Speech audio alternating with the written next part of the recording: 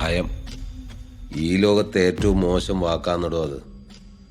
അതുകൊണ്ട് ഭീരുവാകരുത്. ഒരു കാലത്ത് അയാളായിരുന്നു ദൈവന്റെ പാർട്ടിയുടെ അവസാന വാക്ക്. 90 മുതലേ എതിർ പാർട്ടിക്കാർ ലിസ്റ്റിലെ ആദ്യത്തെ പേര് ഇയാളാണ്. ആളും മൈതാനവും മയക്കും വെച്ചല്ല ഒരു പ്രശ്നം തീർക്കേണ്ടത്.